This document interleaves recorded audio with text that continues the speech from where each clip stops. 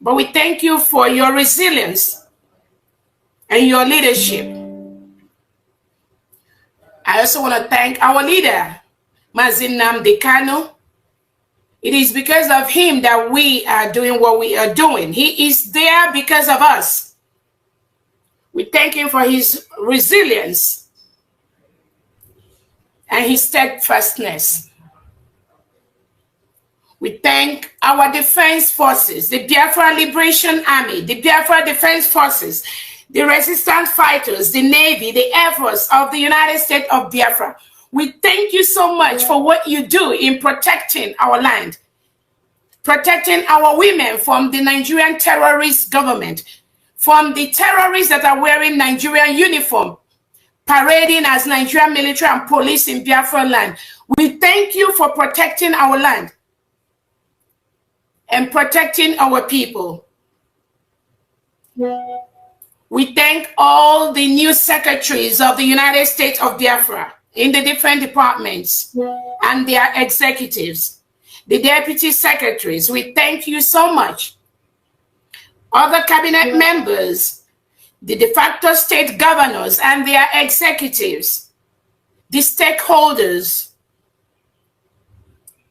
We thank you so much, the old Briggy cabinet members that are following and doing the needful to ensure that our freedom, which we already got, is fully protected. Thank you so much, Biafrans and friends of Biafrans.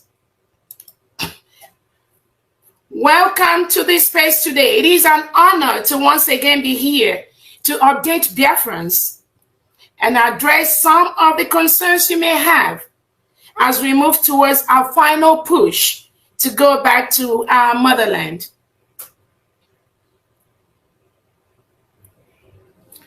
First, we have to thank God today for the freedom of our four brothers in Finland. It is a thing of joy for Finland to discover that the Nigeria state is the one that is perpetuating all the crimes they impose or the crimes they say that other people are committing. It is the Nigerian government that is committing those crimes. So what they do is what they impose on other people. And we also have some Biafrans that do the same thing. What they do is what they say that other people are doing, but we are going to smoke them out, just like Finland have smoked Nigeria out today and discover that those four innocent Biafrans, that they did not do anything wrong. They are just asking for their freedom, which Finland also asked for, and they got their freedom. The lies that the Nigerian government and their agents, Biafran agents, in Finland and those that are in Nigeria, the lies they perpetuated, all the lies they lied against these innocent Biafrans. Finland has gone through the whole document, both the one presented by Biafrans, the one presented by our allies on the international scene, and the ones presented by the Nigerian terrorist state. And Finland has determined that these Biafrans are innocent of the crimes and of the allegation that Nigerian President Tinubu have leveled against these innocent Biafrans. They discovered that there's nothing criminal that they did. They discovered that the lies perpetrated by the Nigerian government and their agents in Finland holds no water. And that was why they allowed our Biafrans to just go home today. They are with their families and they are just relaxing. We thank God for that. Our Obato Obie is going to join us very, very soon. Because even the records the Finland authorities have, they've discovered that there's just nothing. There is no crime. Whatever Obatobia is doing is what all of us are doing. It is the same thing that our four brothers they've released. That's the same thing they do. Nothing more, nothing less. And in the course of all these investigations, they've discovered that the Nigerian government reintegrates and rehabilitates non-terrorists that kills innocent indigenes of Nigeria, kills innocent Biafrans. We know that our Prime Minister has been looking for an opportunity to let the world know how criminal Nigeria state is. And now Finland has discovered that Nigeria government and the Nigeria state is the true terrorist, is the one killing people, is the one reintegrating terrorists to go and kill innocent indigenous, is the one that have no regard for rule of law, is the one that is breaking all the human rights laws and charters that Nigeria went into. They've discovered that Biafra is a free nation. The people have spoken and they have exited Nigeria, and there's nothing anybody can do about that. Finland have discovered all that. So in the next couple of days, we know our Obatobie is going to join us, just like these our 4 brothers have gone home to their families. We thank Finland for doing the needful, for doing the right thing, taking your time to go through all the documents that were submitted, both by Biafrans, both by friends of Biafrans, and the one that was submitted by the Nigeria terrorist state. And they found out the truth, that Nigeria is a true terrorist state. It is an enclave of death where people are killed by their hundreds and nobody accounts for that. So thank you so much for Finland. Thank you so much, Finland. Let me get to the topic of today. I hope I'm coming out very clear.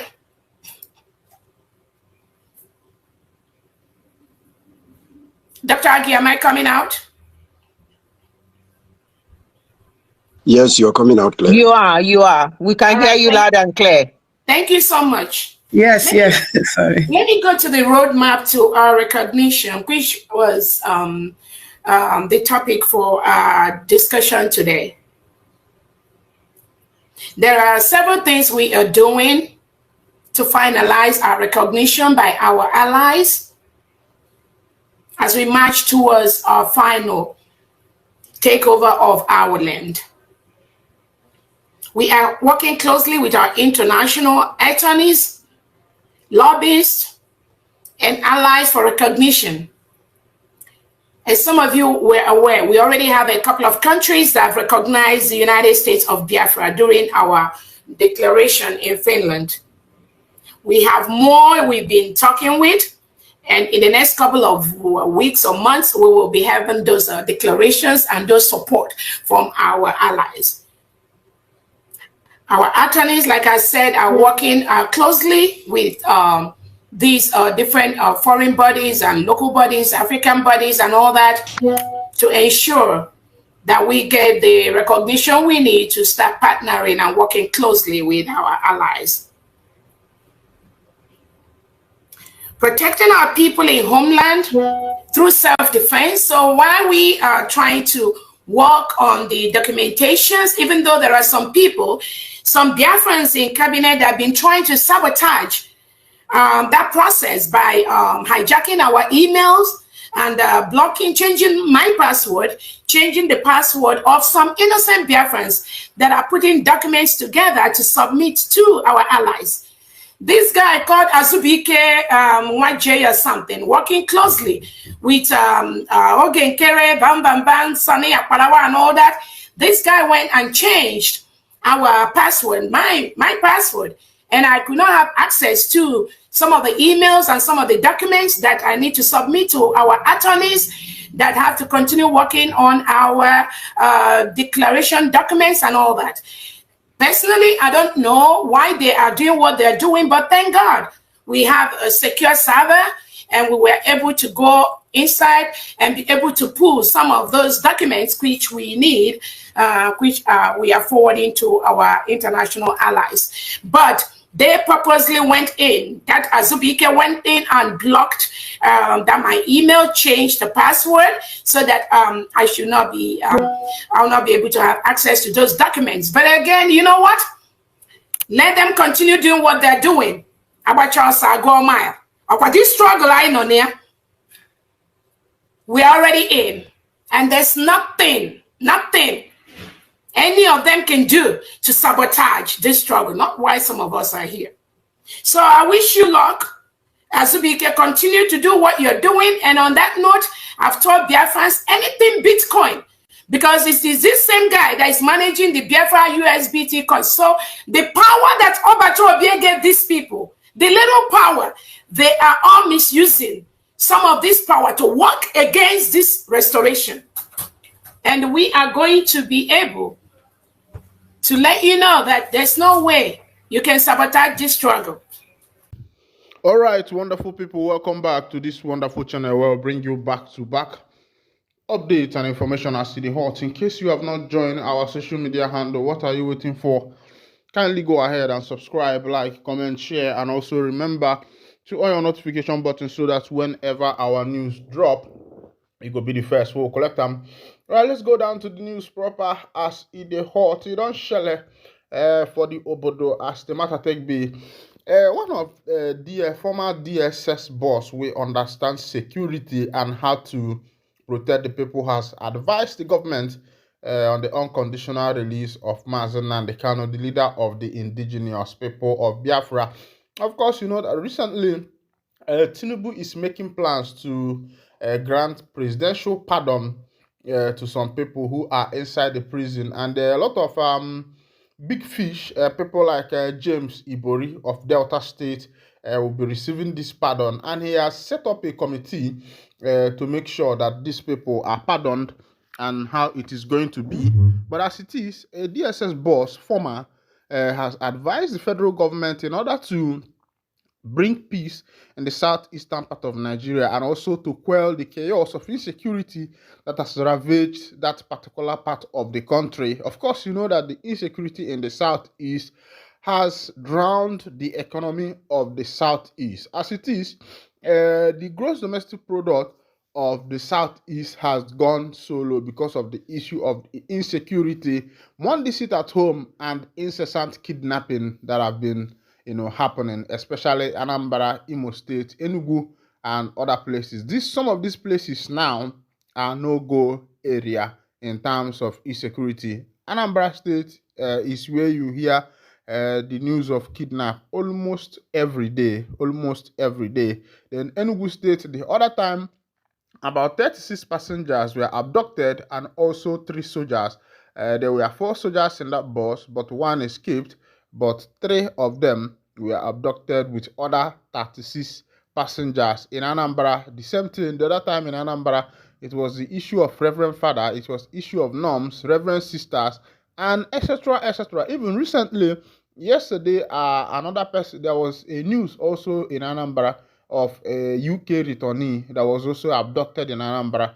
The other time, it was the issue of a man who was coming back for Xmas, who was sent to early judgment, and his driver was not found. All these things are happening in the southeastern part of Nigeria, and some scholars, security experts, and specialists believe that all these things is as a result of incarceration of the leader of the indigenous people of Biafra, Mazen Nandekano. Of course, if you are following the trend, I think that was around 2021 when the inception of the issue of sit-at-home emanated through the office of Mazen Simon Ekpa, when this sit-at-home was declared in order to persuade the government to release Mazen Nandekano. But of course, you know that the government of Africa does not obey persuasion, whether by protest or whether by carrying out placards. These government are the kind of government that does whatever they want and whatever that is their mind, and they don't even try to care whether it affects the citizens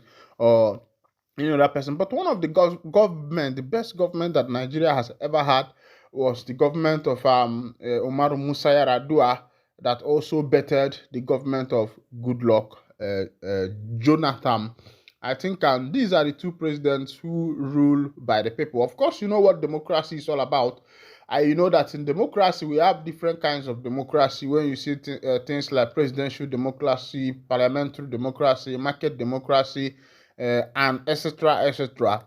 that we have. Of course, you know that Nigeria is running a presidential democracy. And when it comes to democracy, Abraham Lincoln made us to know that democracy is the government of the people by the people. That's the simplest way you can, define democracy. But it seems more that we are in an autocratic government than being in a democratic government, because sometimes when the citizens, when the masses, the populace make their demand, you find out that the government does not pay any attention to the demands of the masses.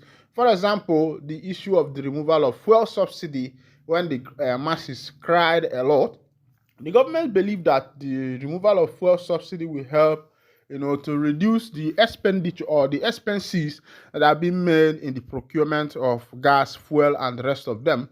But as it is, on this note, the subsidy has been removed, the prices of fuel are skyrocketed, and we are not seeing what the savings that the government, the intention of the government removing the fuel subsidy was to save some income, to save the money that were being, pushed into the subsidy.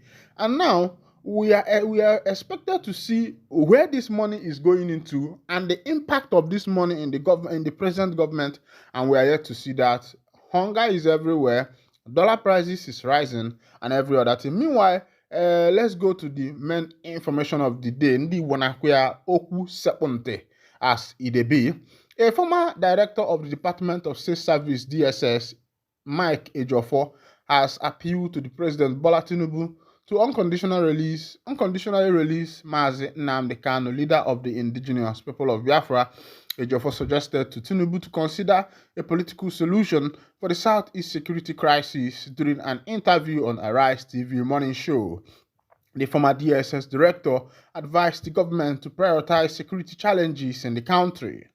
He mentioned that certain individuals are killing innocent people in the Southeast in the name of fighting for Kanu. Ejiofor stated that releasing Kanu will be the best way to ease the tension and killing in the Southeast. Ejiofor said we should prioritize the issue of our security challenges. There are some that are political, while others require kinetic and non-kinetic approach. For instance, we have achieved a lot in the Northeast until recent when we started having some isolated cases. Look at the Northwest, where you have the issue of Lukarawa, and after their initial appearance, much has not been heard from Lukarawa, and that is because of the activities of both intelligence and security forces. When you come to the Southeast, I think the government should take the initiative to find a political solution to the issues in the Southeast, especially with regards to the unknown gunmen and Mazi Nnamdi Kanu. I strongly appeal to the government to use this opportunity to unconditionally release Kanu and let us see, because people who are killing innocent people are claiming to be fighting for Kanu, and he has condemned these actions.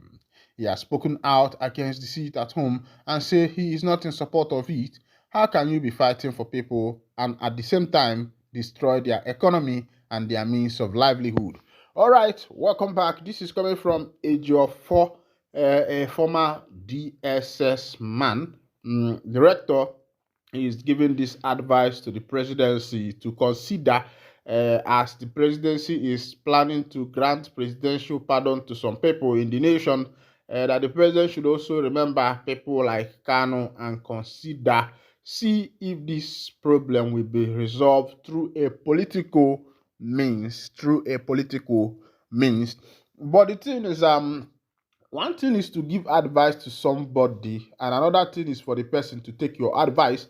The question is the government going to take this particular advice? Is the government going to take this particular advice? And of course, I know, and I promise you that if the government should adhere to some of the advices that have been given to them, this nation would have become a better place.